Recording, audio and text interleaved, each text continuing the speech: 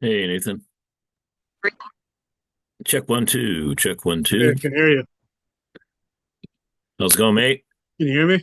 Yeah, doing great. How are you?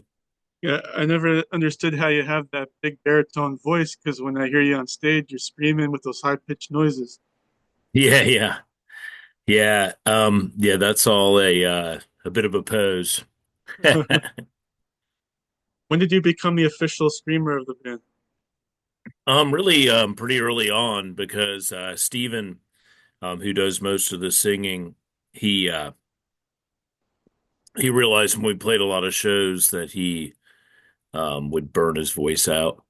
So he Okay. said, you can't sing, which I can't, and he said you can't sing, so.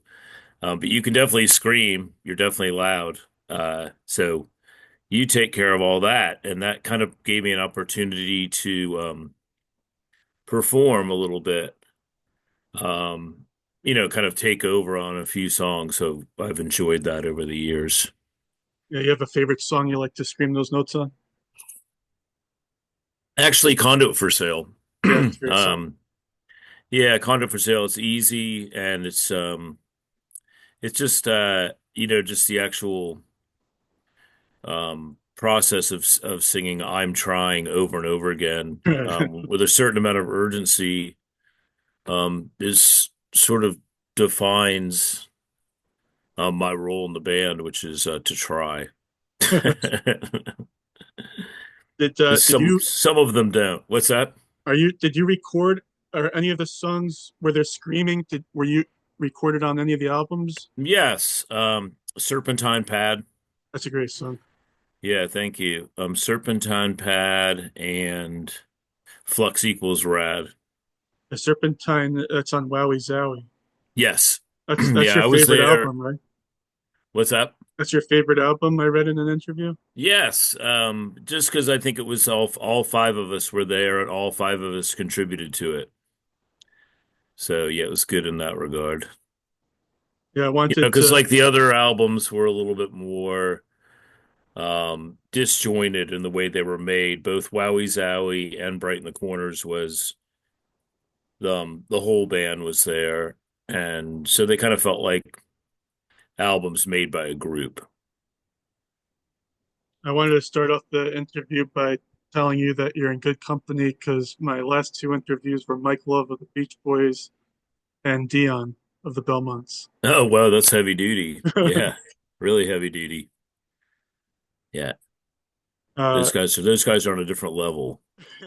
if I thought you and Pavement, in particular, Pavement, it really for me defines the '90s post Nirvana period. I hmm think I wanted to get into that at some point. I don't know if you want to try it now, but I thought the music landscape, and for me as a teenager, everything changed after Kurt Cobain, died. Yeah, And so I felt like your band, when I look back at it and I listen and I keep listening to the albums, your band is one of the few bands I think that holds up in that post period, in that mid to late '90s period. You hmm really capture the moment, I think. yeah. Thank you very much. Um, I think basically what Nirvana did during the few years that they existed was sort of change how the music industry works and the types of bands that major labels wanted to sign and work with. And so when suddenly they disbanded for obvious reasons because um, the star of the show died, um, then that left a void. And there were several bands, excuse me, real quick. There were several bands that, can you still hear me? Yes. Okay. Yeah, there were several bands that already existed that had opened up for Nirvana. In some cases, sounded quite a bit like Nirvana, like Pearl Jam. And but Pavement kind of always operated in our own weird world. And I think that we just tried to make the best music that we could make. And I think we benefited from the fact that um, not only the industry, but also music listeners like yourself were paying more attention to bands like us and looking for bands, seeking out bands like us. I think any band that gains some recognition during the time that they exist, that kind of comes out of nowhere, that they sort of somehow capture the spirit of the times. And I think Pavement was very much a 90s band. Yeah, I saw you guys at Lollapalooza in 1995. Mm, I was in Atlanta. mm, Uh, mm-hmm, it mm-hmm, was an amazing show. I don't know how much you mm-hmm, remember of it, mm-hmm, but it was an incredible lineup. And at the time, I didn't really appreciate how great the lineup was because I had never heard Superchunk before. That was the mm-hmm. first time I had heard them, and They're they were good. incredible. And Mm-hmm, they filled in late in the tour. I mm-hmm, was a big fan of Sonic Youth to begin with. mm-hmm. Do you want to talk about that tour? Yeah, From what I read, sure. Sonic Youth helped get you on the tour, is what I had remembered Yeah, reading. Sonic Youth, we were friends with them because we'd opened for them on various tours, starting in 92. And so since they were the headliners, in a sense, they were sort of the curators. Like they worked very closely with the tour that year to select the bands. And obviously they'd been around for a while and they had a huge amount of influence and people really trusted their opinion. So when they suggested that um the tour get people like Beck and Hole, and then as the tour went on, people like Superchunk and Elastica, and I mean Jesus even Mighty Lizard. Mighty by Cypress Hill as well, you know. So yeah, I think that, Sonic Youth had a pretty significant role in how that year's tour was composed. Yeah, I thought you guys were the best performance that night that I saw, and That was probably I pretty wasn't rare. expecting. I read that you performed on that tour without a set list. What? I read somewhere I think that you performed on that tour without a set list. Is that right? Yeah, most of the shows. And there's no record of the set list. I tried to find it. Oh yeah. Yeah, I think basically that if we would probably go up there with a plan to play maybe 4 or 5 songs, and but we'd kind of leave it up to Steven to decide what he wanted to play in the moment, because unlike all the other Pavement tours, Lollapalooza from the start um just seemed to be uh, uh because you're playing a lot of those amphitheater type spaces and places that we're unfamiliar with. And one thing that became very clear is that in most locations, there weren't that many Pavement fans. Um, and therefore, in turn, there weren't that many people in that environment that were, willing to be open-minded and listen to a band that they were unfamiliar with. And so we just decided to like enjoy it and kind of do what we wanted. And it didn't really matter to us whether that was good or not for the band. We were just going to be ourselves. And so we enjoyed it. I mean, there were good days and bad days. I think, I'm quite fortunate, Nathan, that you were there on a good day. Because there were days that we were pretty bad.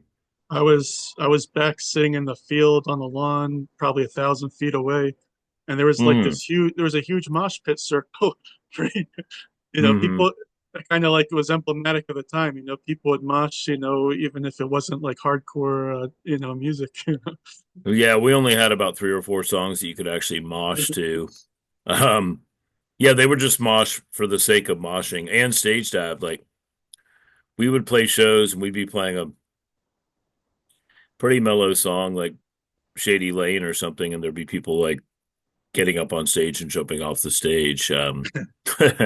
Which was just, I think, people that made people feel like they were doing something cool, I guess. Of course, that tradition of stage diving had been around for a long time, but the whole grunge era sort of kind of revitalized that kind of behavior, which was didn't bother us at all as long as people didn't hurt themselves. What was I know Sonic Youth was an influence on the band. Oh yeah. what were your big influences personally? Oh, I love bands like Gang of Four and Wire. Um, Steven's heavily influenced by things like Can. Scott was pretty heavily influenced by Echo and the Bunnymen. That's funny And because I met the Sonic Youth drummer Steve Shelley once, and I asked him who was his influence, and he said Echo and the Bunnymen. yeah, they were big for kids. I mean, I listened to them a lot when I was in middle school, and so did Steve West. Well, Wow, they're kind of like we had a good record store where we lived, and when we were like 13 or 14 years old, we could get pretty cool records. And but then REM really kind of had a big influence on all of us because they were from the South. another guy I recently interviewed. I interviewed the bassist. Yeah, those first five REM albums were so big for us because of the age we are. And Yeah, I can REM hear that also, now. I never thought about it that way. yeah, we were, teenagers, and they're the first band that we could kind of relate to, and that, um, you know, they were an underground band that came out of a college town, and they were completely doing their own thing, and they were influenced by a lot of cool things that we liked, and then they turned us on to a lot of cool things. I mean, like I never would have listened to the Dream Syndicate, a band I like. But back then there was just so many great bands um, touring, and I mean, buying records was just a huge part of all of our existences. And so yeah, you had favorites. Like you had things that you would wait for their records to get released, but in the meantime, it was just all about discovery. So we had hundreds of of favorite bands, and then um, Mark would have been a little bit more punk. He came from Pennsylvania and he was a skateboard kid, Okay. and he would have been more punk. And then he moved to New York in '85, 4 years before any of us did. We met him in New York. Um, he was just older and cooler Yeah, I than the didn't rest, realize until recently that he was older than the group. just a couple of years, Okay.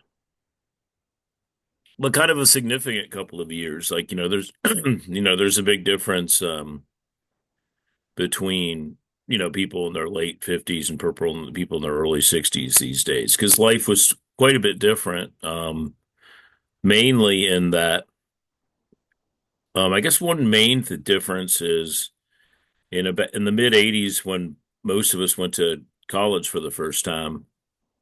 That's when AIDS came around, um, and that drastically kind of changed the landscape on how people partied.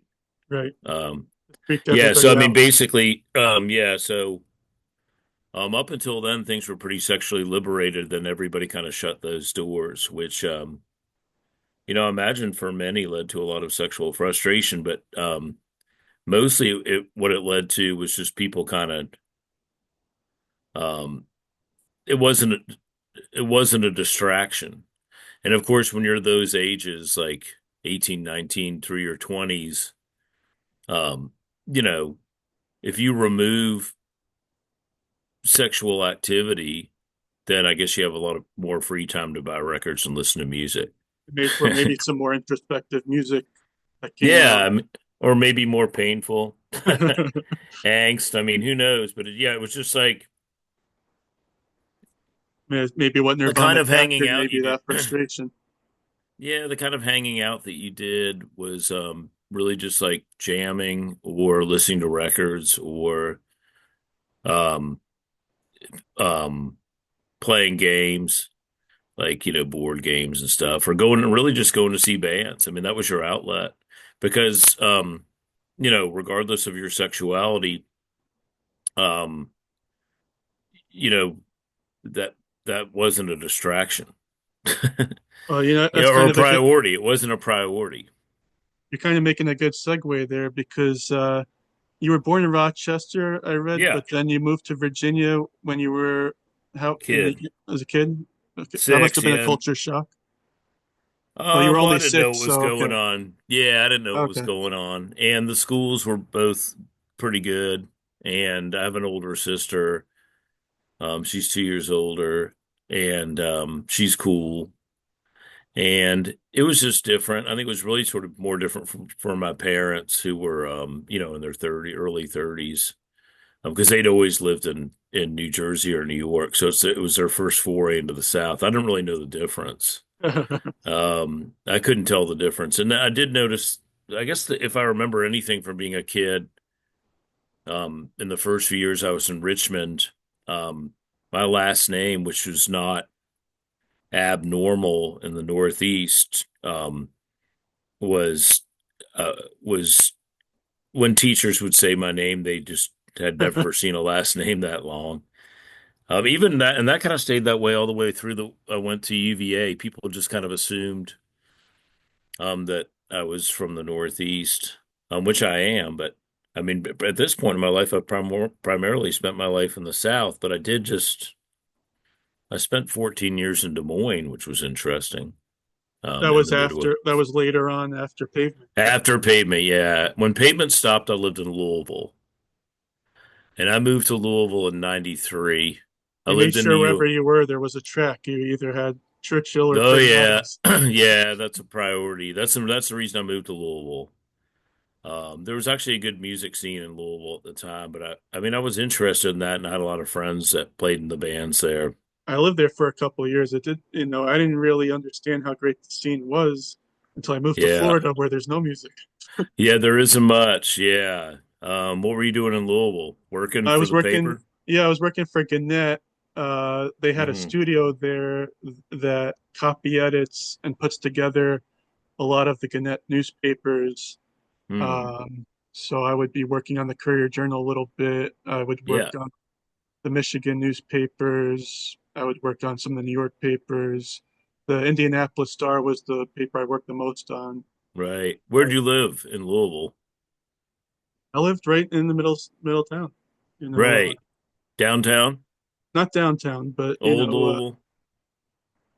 I guess you call it Old Louisville. Like Yeah. right outside, I guess the downtown. I would Yeah. say probably off the main street a little bit around there. Yeah. It's a pretty good city. It's And changed there a was lot. three great record shops there Really good. that Yeah. had great stuff. And it's a great scene. It's interesting. It's changed. It's gotten a lot more expensive, um, than it was. I bought a house there in '93 for 42 grand Wow. across the street from the track. And Oh, I sold it to a trainer, um, really? a horse trainer for the same price I bought it for, just to be Oh, nice, which was stupid, but it's a cool house. Yeah, Louisville's pretty cool. Um, but yeah, no, I never really noticed that much of a difference until I kind of went to the deep South. I mean, Richmond's very much a mid-Atlantic city. And people sounded different, but that's really all I noticed. so you ended up at the University of Virginia, I did. and you met all these incredible geniuses, Steve Yes. Malcolmus and Dave Berman And others, yeah. and Yeah. others. Yeah. And you were all on the radio station, or Yeah, we Steve on all the had radio radio station? shows. We all Steve had had a radio radio show. shows. Oh yeah, I Okay. was the station manager actually. What would Um, I read you talk about David's radio show? mm.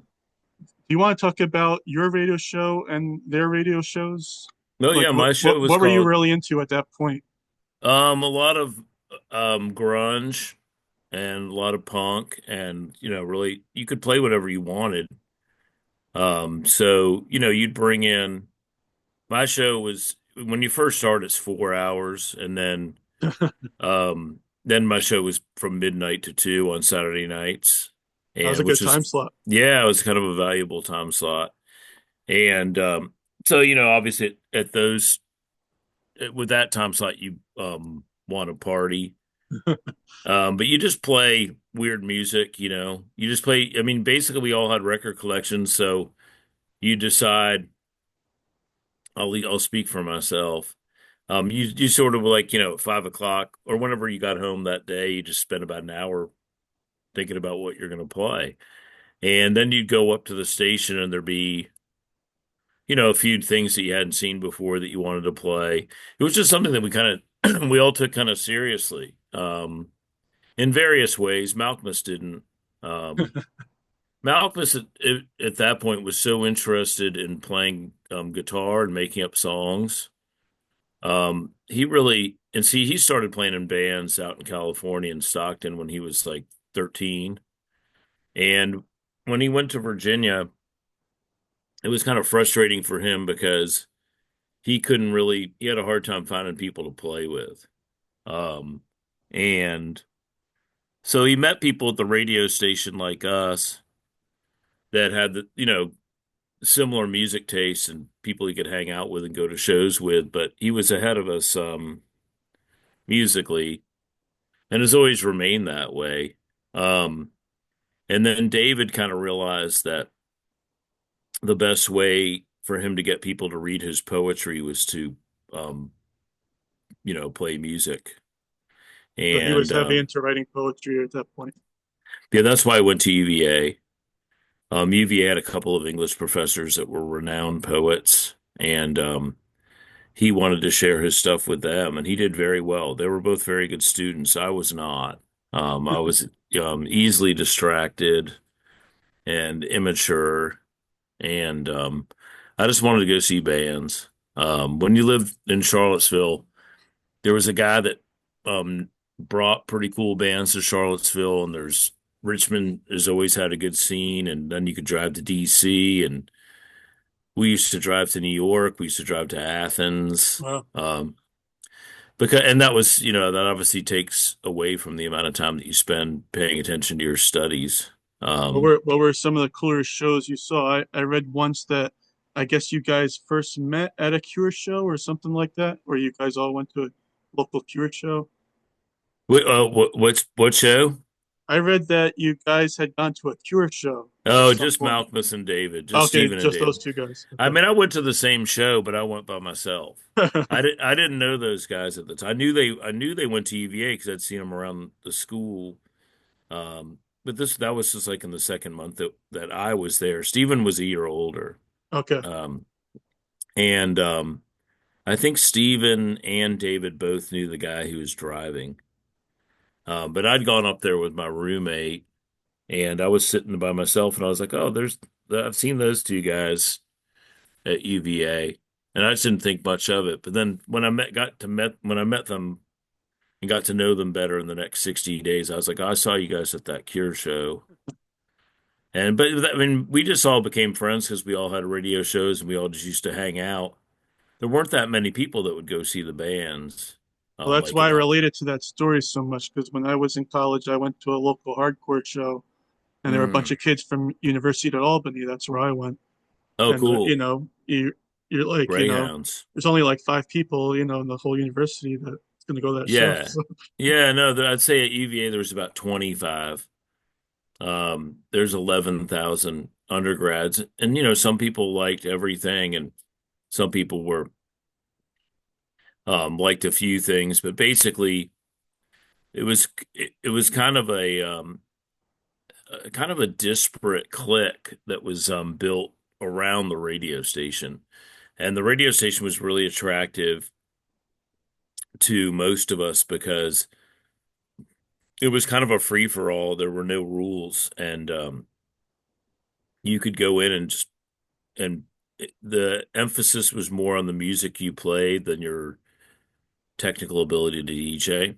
Um, so you just spin whatever you wanted. And I mean, you'd get like sort of reprimanded if you fell asleep during your show or something like that. But it would, keep in mind like that radio station, like most good college radio stations, is now on the internet, WTJU, so you can listen to it all around the world. But back then, you couldn't hear it 15 miles outside of Charlottesville.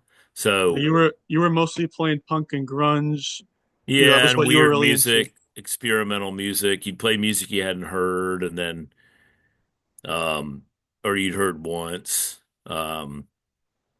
But yeah, you would play whatever you thought was cool. I mean, I heard you Well, some say, people played really old music. I wouldn't do much of that. I think most of my stuff was like all pretty current, like new releases been.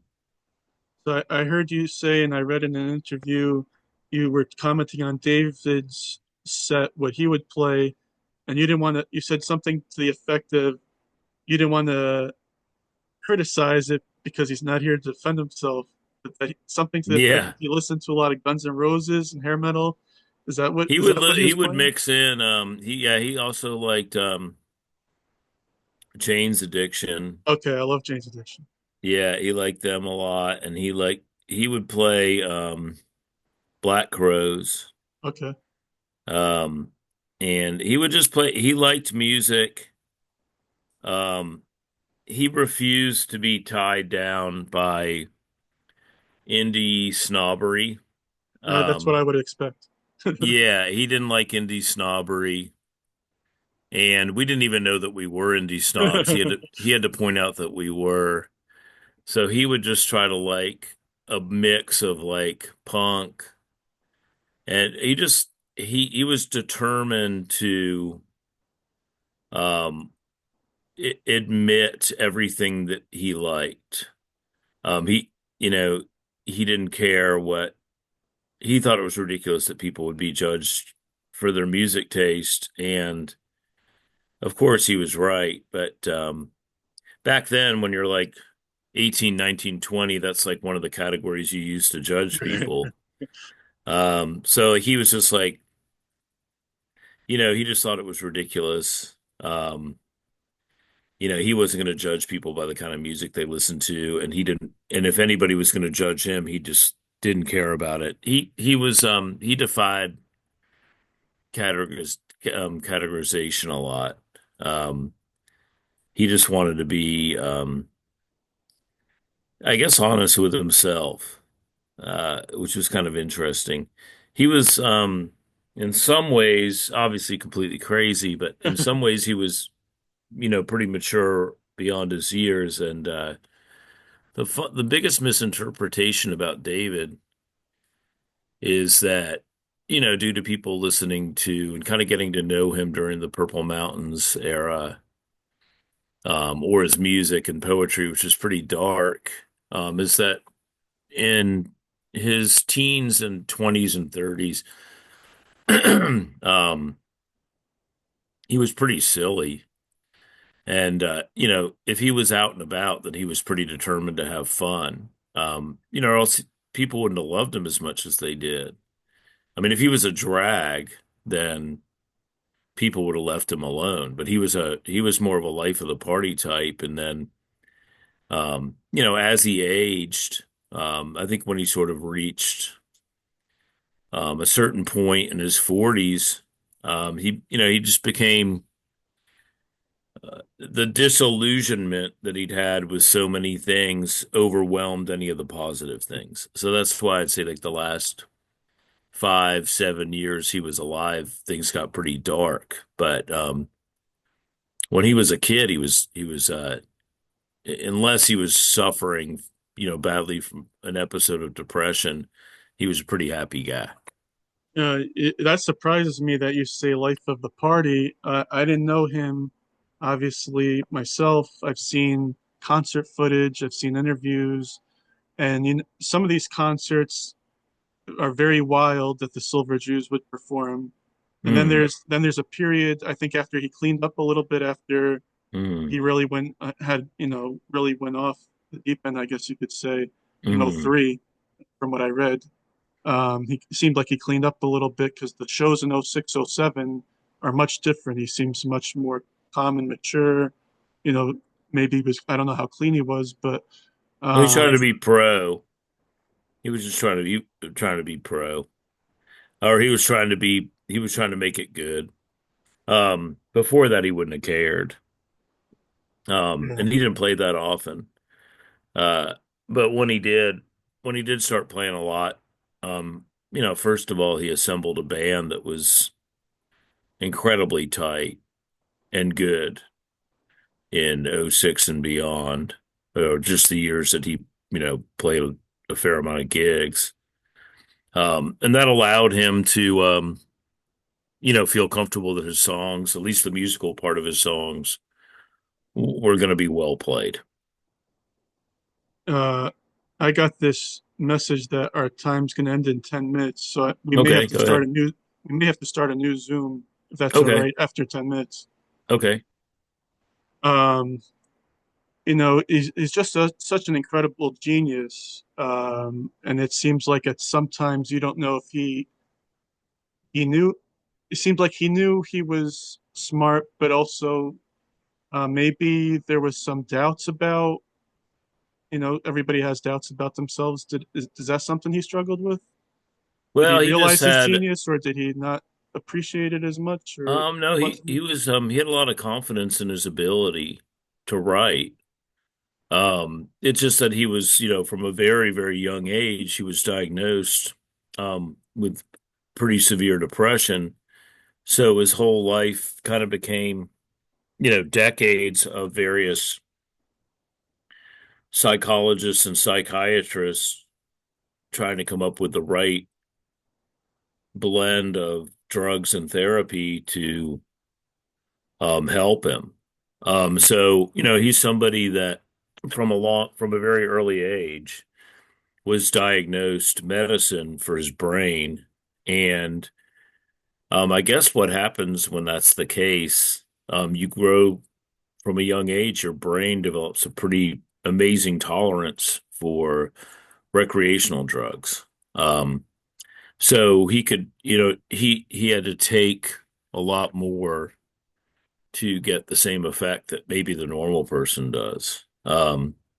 But yeah, I mean he tried his best to be like a happy normal person. He was essentially he was handicapped, Um and I mean like a lot of talented writers of all sorts throughout literary history, there's a certain amount of suffering in a large percentage of them, and he just sort of, is another highly talented person that falls into that category. Yeah, it's really I sad. mean, the other thing, I'd like to say, when talking about David, is that when he died, obviously a lot of people who knew him, whether they knew him well or knew him a little bit, or fans or people that enjoyed his work, a lot of people were really upset about it. But I can tell you this, I was around him since, the time I was 18, so about 35 years. And I was amazed he lived as long as he did, really. It's pretty um a, a pretty and the fact that he accomplished so much and got a lot done with all the albums and poetry books and other things that I think they still have plenty of stuff that's unreleased, mostly along the lines of poetry. I think it's up to them, Drag City and his wife, what they want to do with it. Um, but he got a lot accomplished, for somebody that was, pretty mentally ill. And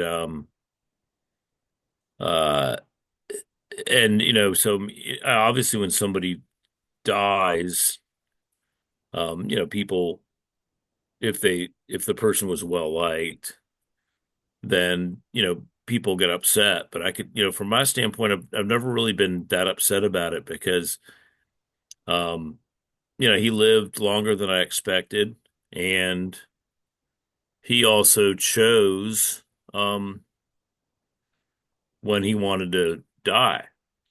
So, and almost as if he knew, COVID happened soon after that. So Right. COVID would have done him no favors. I Um, wondered about that too. I said, "Geez, what is that?" Yeah, you're answering the question. yeah, he would not, that wouldn't have done him any favors, Nathan. He would have, him being, although he was often holed up, so he would have been more used to it than most people, kind of being reclusive and kind of staying in her own shell. So maybe it would have helped him. I'm sure there would have been a certain amount of "I told you so" if he was around during COVID, because, I'm sure that he would have espoused theories that, pandemics were going to happen. Um, but I yeah, no, saw him. Yeah. I saw him give a reading in Romania, I believe it was. He was doing one of his poetry readings, Mm. and He the liked crowd doing those. the crowd loved him. Yeah. And it seemed like somebody was telling him, "Okay, well, we're all wrapped up here," and he's like, "No, no, I'm gonna keep going." And Hmm. then and he says this line which I just knocked me out. He says, "Don't worry, I'm normal. I have insurance." Yeah, yeah, yeah, exactly. Yeah. It's true. I mean, he was just really clever, and that's what you miss the most about him is the entertainment. His viewpoints were unique. The way he saw things and the way he could figure things out. Bless you. Sorry, just the lucidity in his brain when it was functioning properly was quite remarkable. So it's nice, I think, that people really appreciate his work more so than I ever expected. I think it would have benefited him to know that so many people cared about his work when he was still alive. But I think enough people did for him to realize he was appreciated. Yeah, he was together. I read 19 years with Cassie. They were together. Something like that, yeah. That's a Long long time. time. And Hmm. that last album of his is really a lot about breaking up. Really seemed like that. Yeah, there's something going on there. Um, I think they both kind of decided they could, after the band stopped. Um, that was kind of their heyday, and they had a good run. So I think that instead of going their separate directions, that was a factor perhaps in him wanting out. So who knows? I don't know. I mean, a lot of their relationship was kind of pretty private. I Yeah, mean, I don't know, yeah, you know. Mhm. you may know this because I know you know the horses, but there's a horse named Starlight Walker. Yes, I do know the people that bred that That's what horse. I figured. You know them. Yeah, not well. They contacted me and told me about it. I know who they are. I mean, that's cool. I mean, there's a filly called Range Life. Oh, okay. Yeah. There's a few floating around that Yeah, are, there's a Pavement song, Kentucky Cocktail, that says, yes. and it says Lasix love can't be traced.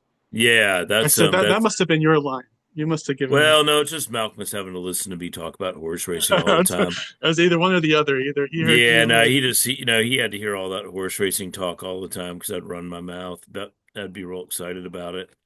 And so at some point it just, it seeped into his lyrical notebook. yeah. So this Zoom time, it's Okay, you go about ahead to and end. reset. I can talk until about 12:30, 12:40, and then I have to take my mother to the grocery store and visit Okay, I her recently. appreciate it. So I So have another about 25 minutes. So you okay, want so to reset one? I'll yeah, see I'm you in gonna about stop five it and minutes. reset it. Okay, All right, cool. Sounds good. thanks. Yeah, no problem, Nathan.